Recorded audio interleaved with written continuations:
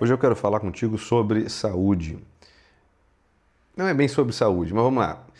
Eu faço jiu-jitsu, né? Eu comecei em jiu-jitsu tem 4 meses, mais ou menos. Enfim, né? Não fiz tantas aulas assim. Mas tem uma parada no jiu-jitsu que é o seguinte: a pessoa que procura jiu-jitsu procurando saúde, ela vai se dar mal. Como assim ela vai se dar mal?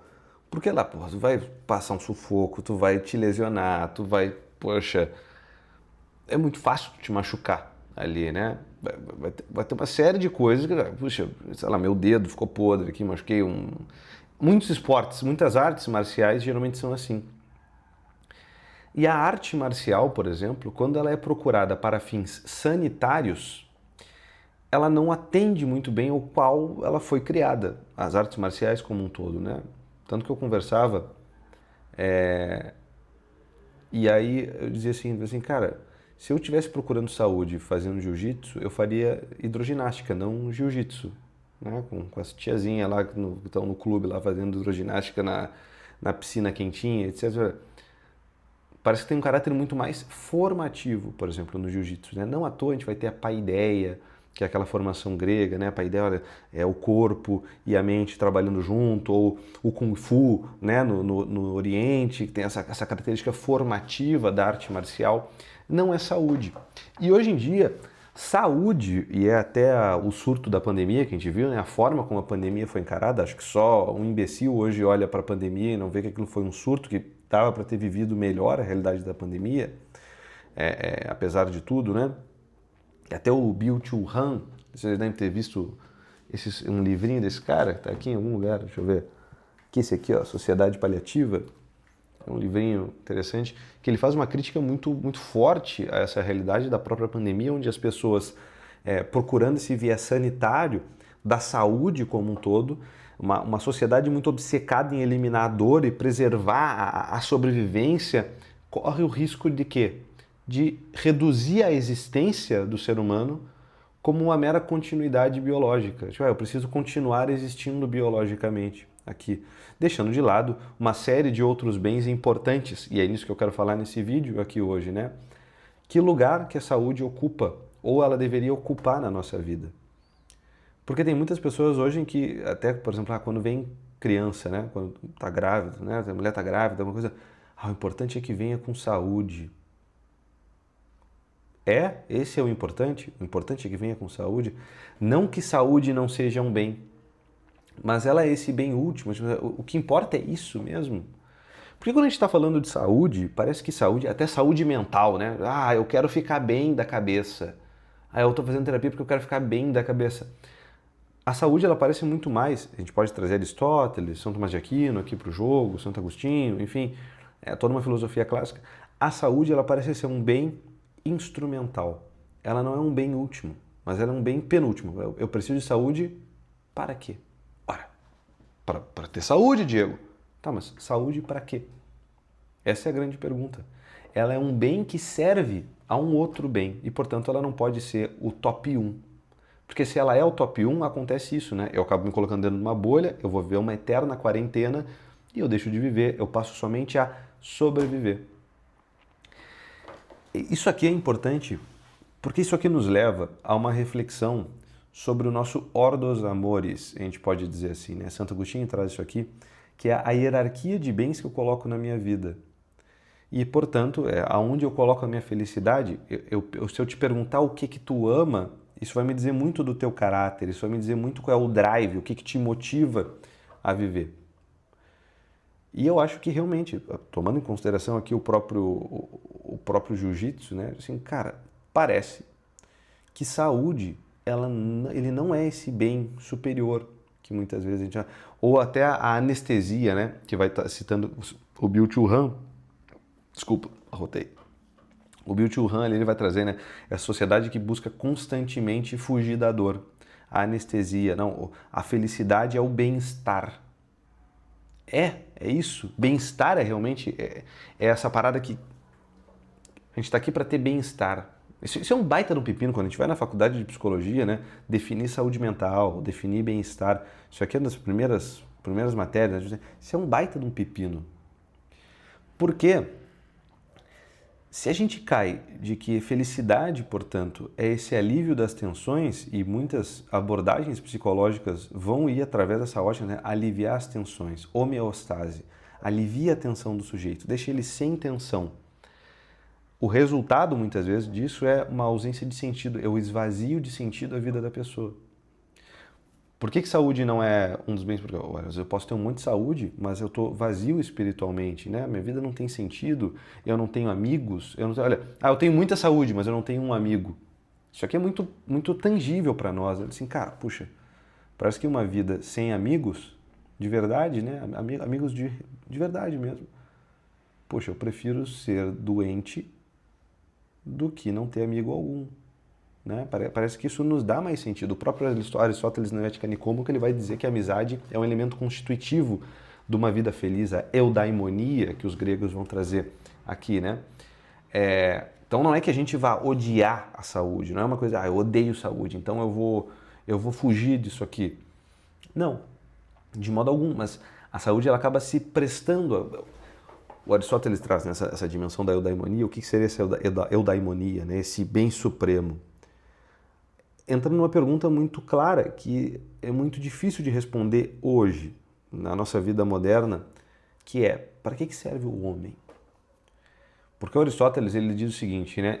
Por exemplo, esse isqueiro, ele foi feito com uma finalidade. Esse isqueiro ele é feliz quando ele cumpre o seu objetivo, certo? Ó, fornecer fogo. Tem um outro aqui que está vazio, né? Esse aqui ó, não faz chama. Esse seria um isqueiro feliz, esse não seria um isqueiro feliz, porque ele não atende mais à finalidade para o qual ele foi criado. Aí entra esse grande pepino. Para que o homem existe? O homem, né? O ser humano.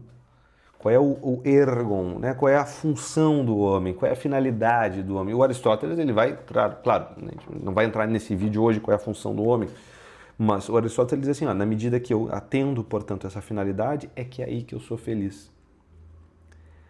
Se a gente fosse colocar uma hierarquia aqui, e eu montei mesmo, eu sentei e eu comecei a escrever, eu falei, que tipo de bens que parece que são... Cadê aqui, ó? Perdi minha anotação. Aqui, achei. Que tipo de bens que parece que valem a pena, por exemplo, perder a saúde para conquistar? Bom, o primeiro parece, a gente pode colocar essa tal da eudaimonia, que o Aristóteles traz, eu não vou discordar do Aristóteles aqui, é um grande de um pepino? É um grande do pepino. Exige uma certa formação? Exige uma certa formação intelectual para poder chegar aqui, mas tudo bem, mas a gente pode ir adiante. O que seria um top 2? Eu pensei, falei, cara, o top 2 poderia ser a caridade, né? E a gente pode ir lá trazer o que o Cristo fala, né? Hoje é Sexta-feira Santa, tá? Inclusive, não há amor maior do que aquele que dá a vida pelos seus amigos. Caraca, viver o amor, a caridade, se sacrificar por alguém, amar, portanto, a gente pode colocar a caridade como amar, cara, amar é um baita de um bem, né? Perder a saúde por amor, e eu não tô falando do amor aqui como paixãozinha, né? Tô dizendo assim, cara, como um pai de família que se sacrifica para poder para poder amar a sua família, que se doa, uma mãe que acorda de madrugada, claro, quando ela tem essa intenção, né? Porque às vezes a mãe pode cuidar do filho de madrugada não porque ela ama o filho, mas porque ela tem medo de uma reprimenda social. Então também tem uma grande gurumetização aqui, ou o pai também que acorda, que ele cuida da família por causa também de uma reprimenda social. Mas eu tô falando quando há essa intenção do tipo assim, cara, eu poderia não fazer, mas eu faço por amor, eu cuido dos meus aqui. Esse amor mesmo, certo? Isso aqui é muito recompensador. E acho que todos nós, mais ou menos maduros, temos essa experiência de amor que assim, cara, vale a pena perder dinheiro, vale a pena perder um monte de coisa em prol do amor. Vamos adiante, para não fazer um vídeo muito romântico aqui. A terceira coisa é a contemplação da verdade, que às vezes vão dar um insight, né? Um insight é muito gostoso. Tem gente que gasta bastante dinheiro na terapia para ter insights, contemplar verdades. Verdade é a adequação do pensamento à realidade. Puxa, contemplei a verdade, cara, adequei meu pensamento à realidade. Isso é um gozo enorme, né? Nós, seres humanos, a gente tem um gozo muito grande quando a gente contempla a verdade. E, cara, isso aqui é verdade. Quando, tipo assim, tava uma coisa meio nebulosa, ou uma verdade veio à tona, tava uma mentira e a verdade veio à tona. Todo mundo goza muito disso, né? Às vezes vale a pena perder saúde em prol da contemplação da verdade. Ou tu prefere viver uma mentira? Aí entra lá o Matrix, né? Tipo assim, o cara vivia uma vida mais ou menos ali, que aí vai ter o pessoal Red Pill, né? Vai lá e tal, e aí vive uma vida meio de merda, mas é uma vida de verdade, não é preso dentro de uma Matrix confortável. É a crítica do filme Matrix, a contemplação da verdade. Vale muito mais a pena, né? Viver uma vida de verdade. Quarto, sabedoria. Puxa, vem de sapere, né? De saborear bem a vida. Sabedoria de ter um discernimento, de conquistar a sabedoria, portanto, né? De viver as experiências que me conquistam. Cara, puta, eu sofri uma decepção aqui, mas eu me tornei mais sábio. Eu passei uma dificuldade aqui, mas eu me tornei mais sábio. Isso é muito bom, né? Isso é um baita de um bem. Procurar a sabedoria, ir atrás da sabedoria, que não é necessariamente cultura ou erudição, mas é aprender a saborear a vida. Cara, eu aprendi novos sabores da vida aqui, tá? Eu vou lançar a mão de uma figura de linguagem bem poética aqui para a gente conseguir ilustrar a sabedoria. 5, as virtudes morais, e aqui entram as artes marciais, né? Onde às vezes tu pode perder a saúde para poder te tornar mais forte, na virtude da fortaleza, eu consegui ficar confortável no desconforto, né? Fala muito no jiu-jitsu, isso aí. Ou temperante, assim, cara, eu não fico me acabando aqui, eu consigo me controlar perante os bens materiais. Eu vejo um prato de comida, eu não fico comendo que nem bicho, eu sou dono de mim mesmo, né? Não sou refém dos meus impulsos. As virtudes morais, né? Justiça, fortaleza, prudência, prudência e temperança. 6, a amizade. Né?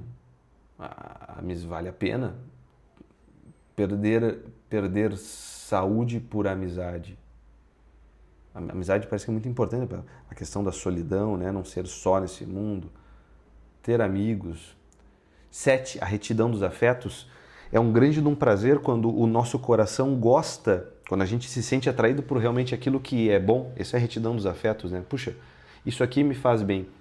E eu gosto disso que me faz bem. Porque quantas vezes a gente não gosta daquilo que nos faz bem e rejeita aquilo que nos faz bem, né? A gente, portanto, rejeita isso que nos faz bem e se sente atraído por uma coisa que nos faz mal. A retidão dos afetos, né? Esse bem é muito bom. Cara, eu estou reto. Os meus afetos, eles me informam realmente aquilo que é bom. Eu gozo daquilo que é bom mesmo. Afetivamente, né? É um gozo de apetite. 8, a vida. Olha, eu nem tinha citado a vida, né? É bom estar vivo. Olha, estar vivo é melhor do que ter saúde. E aqui eu digo muito bem porque eu estava vendo Mentalist, né? Essa semana. E aí tinha um sujeito que ele tinha descoberto um câncer. E que nem Freud, né? Puxa, tá com um câncer muito grave, então ele faz um suicídio assistido, né? Ele vai morrer igual, mas aí ele toma alguns medicamentos a fim de acabar com a própria vida ali. Isso aqui é um problema, né? Porque é melhor eu estar vivo e doente do que eu estar morto e saudável. Tanto, é uma contradição em termos. Até para eu não querer estar doente, até para eu querer saúde, eu preciso estar vivo. Agora, todos esses anteriores, eu consigo sacrificar a vida em prol desses bens. Olha que interessante, né? Eu consigo sacrificar a minha vida em prol de uma amizade, eu consigo sacrificar a minha vida em prol de amor, eu consigo sacrificar a minha vida em prol de virtude, né? Em prol da justiça. E ninguém vai dizer que isso é maluquice. Aí, tanto que a gente vai dar um nome para isso, um nome próprio, que é mártir. Em prol de um ideal, de um bem maior que a própria vida. A própria vida, portanto, ela só é vista como o grande bem daquele que busca só a autopreservação.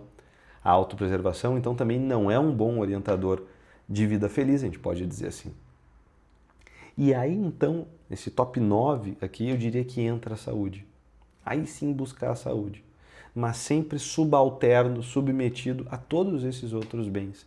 E hoje a gente vive exatamente o contrário. Uma pá de gente vive procurando saúde, que é curiosamente uma coisa que a gente perde todos os dias. Eu procurar saúde é muito bizarro, porque é exatamente uma coisa que eu perco necessariamente todos os dias, até o último instante, quando eu vou perder definitivamente, a ponto de perder minha vida. Isso é muito louco, cara. Né? Eu disse, cara, que loucura é essa? Tu tá brigando para reter uma coisa que necessariamente tu vai perder.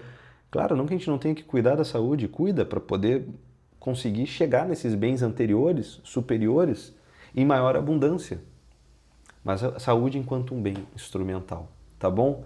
Se tu já pensou sobre isso, comenta aqui embaixo as ideias que tu tens. Se tu acha que eu estou redondamente errado, comenta aqui embaixo também considera te inscrever no canal, curte esse vídeo. Fica com Deus e até a próxima. Tchau, tchau.